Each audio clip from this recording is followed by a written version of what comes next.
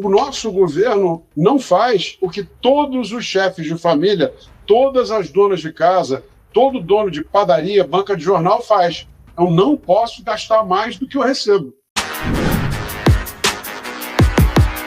Olavo é do Carvalho, melhor canal de corte do YouTube. Esse aqui é o meu ponto, porque e é a minha dúvida, inclusive, se é possível para a gente falar do futuro. Esse aqui é o meu ponto. Muitas vezes há uma visão de que o Lula fez uma boa gestão, mas o gasto público não parou de crescer. O que cresceu muito mais do que o gasto público foi a arrecadação, ou cresceu na mesma velocidade. E com isso você conseguiu manter um certo equilíbrio fiscal. Mas se eu começo a ganhar o dobro do que eu ganhava, porque eu recebi um aumento de salário, e as minhas despesas em casa aumentam na mesma velocidade, enquanto eu continuo me endividando no cartão de crédito, isso não é considerado uma boa gestão. Esse aqui era o meu ponto. Não, mas não foi uma boa gestão. Ao contrário, você pegou o melhor momento internacional de todos os tempos da economia brasileira e você aumentou os gastos para e passo. Quando era só você começar a implementar coisas que... Olha a Coreia do Sul. Quando eu estava na escola, a Coreia do Sul tinha lá uma renda per capita igual ao do Brasil. Hoje é 8 vezes maior.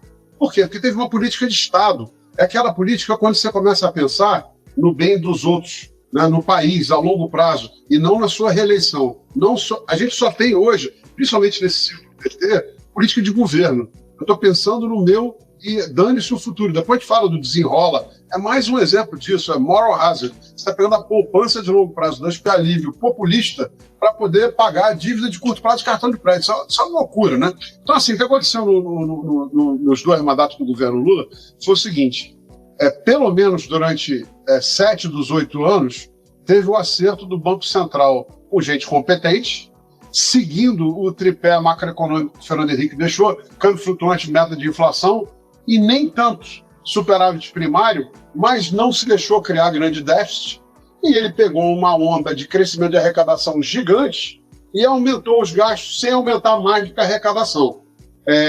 Isso não é boa gestão. Você podia ter levado o Brasil para um outro momento. E no último ano de governo, eu acho que aí foi o pecado do Banco Central, porque já tinha que ter começado a agir com aumento de juros, não agiu para eleger a Dilma, e o gasto do Lula em 2010 foi de 16% do PIB em um ano. 16. Assim, é um número absolutamente assustador. E aí no governo Dilma, né, veio o outro lado. A Dilma, além de tudo, né, deu azar. Né?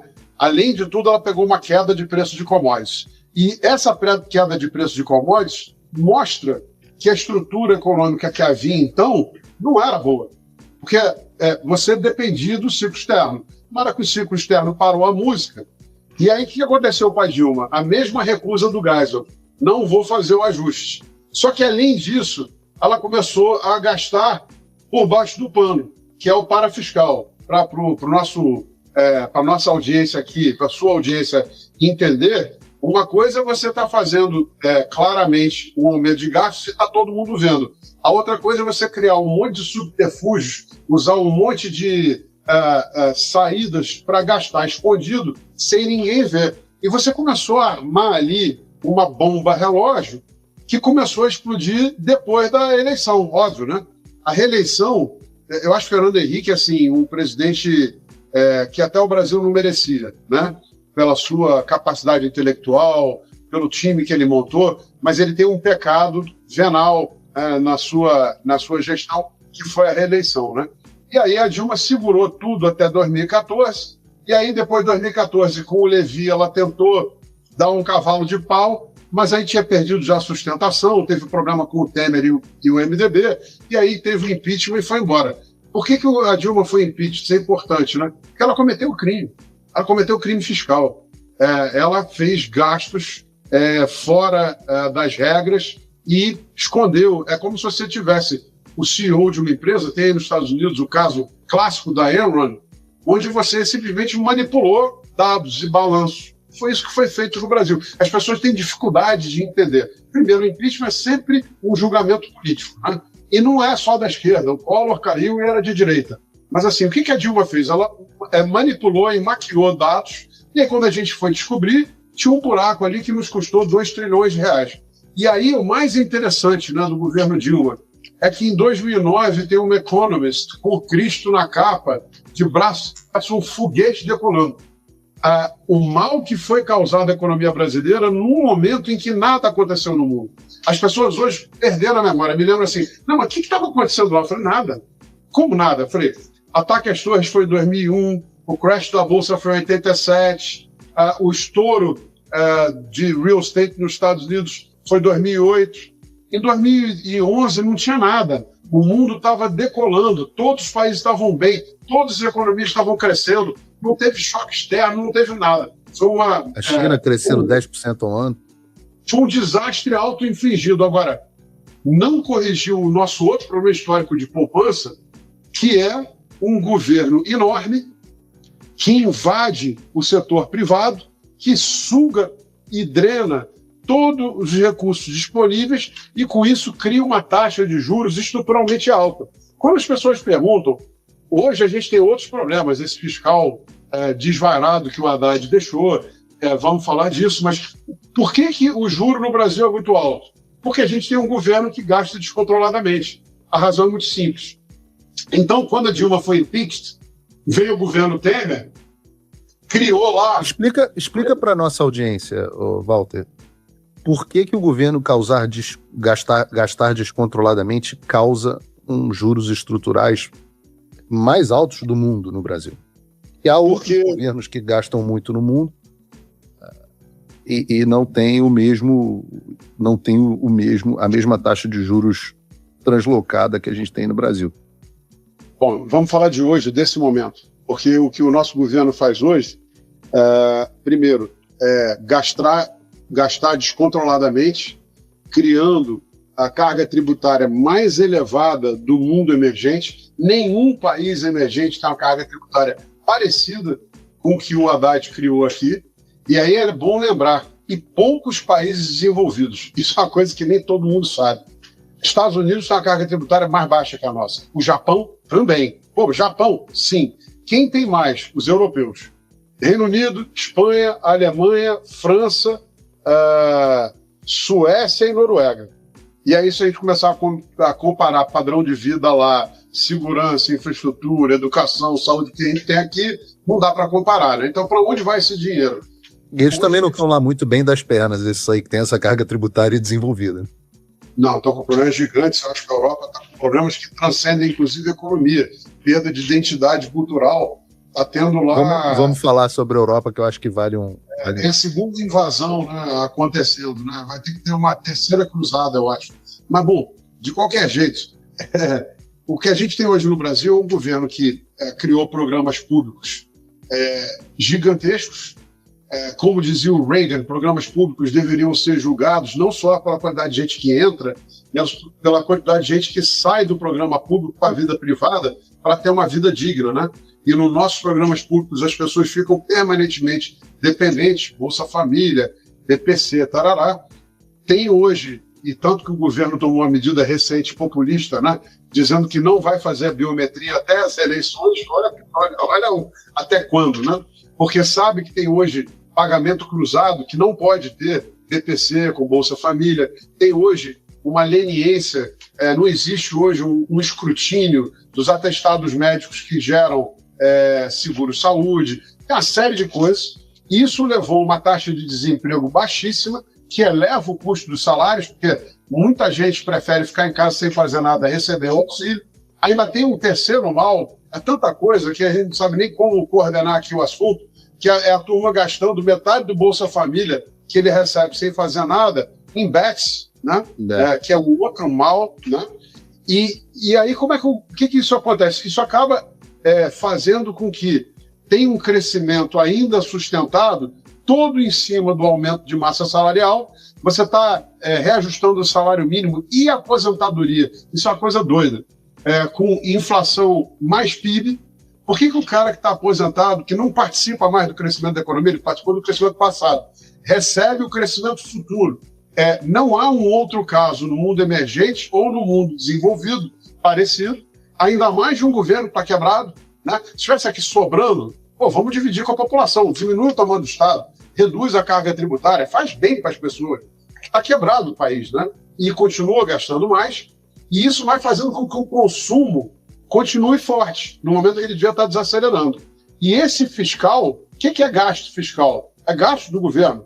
Você expande, né, os gastos, você aumenta o preço de tudo, né? E isso vai gerando um mecanismo inflacionário.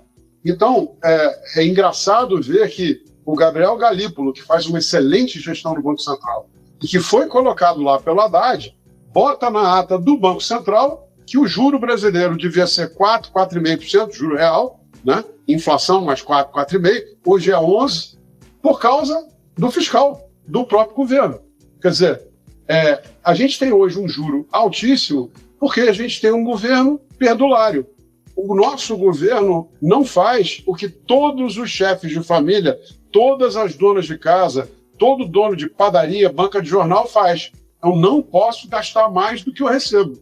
Se eu gastar mais do que eu recebo e eu não tenho mais poupança, eu tenho que ir no banco. Se eu tomo dinheiro no banco, meu endividamento vai crescendo, só que vai crescendo no segundo juro real mais alto do mundo, né? E lembrar uma coisa para a turma, a população não deve, em média, a 15% ao ano. Hoje o juro agora baixou para 14,5%. A gente achava que podia vir para 11,5% no final do ano antes da guerra. Agora a inflação voltou a pressionar, me parece que o piso aí é 13,75%, não vai mais para baixo que isso. De novo, o Banco Central independente é uma coisa importante. Olha como o Galípolo está conseguindo, e tudo que diziam que o Roberto Campos estava fazendo sacanagem para o governo, ele saiu e a coisa continua igual. Por quê? Porque o Banco Central tem um time técnico, né, e está vendo. Mas, de qualquer forma, a gente continua com esse aperto, só que a população deve a 200%, 250% ao ano. Então, isso quebra qualquer um, né? Então, a gente chegou num nível hoje de endividamento onde quase 30% da renda das famílias para pagar dívida. A gente tem 80% das famílias brasileiras com algum tipo de dívida, com uma taxa de desemprego mínima. É o menor desemprego dos últimos 20 anos. Tem algo errado aí. Como é que você pode ter um desemprego na mínima, um salário mínimo com poder de compra quase na máxima, só que as pessoas estão mega endividadas? E o seguro-desemprego está no recorde histórico. Alguma coisa aí está mentindo, né? Tem alguma coisa aí que não se equilibra. O que é? É esse fiscal. Então, o que aconteceu? O governo colocou um fiscal destrambelhado, gastando sempre mais do que arrecado, desde o começo. O Haddad prometeu, depois da PEC do estouro, fazer um arcabouço. Vamos lembrar, se o arcabouço fosse seguido, era bom. 0,6 mínimo de gasto com 2,5 máximo, beleza. Ao longo do tempo, você pegaria essa PEC do estouro e conseguiria ir diluindo ela ao longo do tempo. Só que isso não foi cumprido, né? E quando ele falou que ia viajar, não vou mais viajar, vou apresentar o pacote, aí não apresenta o pacote, ficou todo mundo esperando por Godot, como na peça Godot não veio, e quando chegou no final, Rui Costa, Gleisi ganharam a guerra, ele não apresentou ajuste nenhum, ainda foi na televisão e apresentou uma reforma de renda, que é essa isenção até R$5 mil, o dólar bateu 6,40, só voltou por causa dos Estados Unidos e Trump, não tem nada a ver com o Brasil, mas de lá para cá o mercado completamente perdeu a confiança na política do governo. E não à toa, a nossa dívida pública já aumentou 8% nesse período. O Brasil hoje tem uma dívida pública que é 27% mais alta, 27% do PIB, mais alta do que a média dos mercados emergentes. A gente chegou a ter 32% no final de governo Dilma, quando ela foi impeachment. O Temer e o Bolsonaro trouxeram isso para 22%, 21% a mais, né? Lembrando que o governo Bolsonaro pegou a pandemia, e mesmo com pandemia, onde você teve que dar um auxílio para 40% da população que não tinha nenhum tipo de contrato social, não tinha proteção, ia morrer de fome, você conseguiu entregar um ajuste fiscal ao longo do governo, e depois disso a gente agora volta para essa carga pública, de dívida pública altíssima, mesmo com a carga tributária mais alta da nossa história. Então é uma situação de desequilíbrio completo. E a longo prazo, você só tem duas formas de resolver isso, né? A primeira, fazer um ajuste fiscal sério. E aí você vai ter um ciclo virtuoso muito rápido. A gente pode falar disso. O Trump voltou. Isso já deve ter tirado um peso das suas costas. Mas e o Brasil? O nosso país continua atolado e achar que só a vitória do Trump vai resolver tudo é ilusão.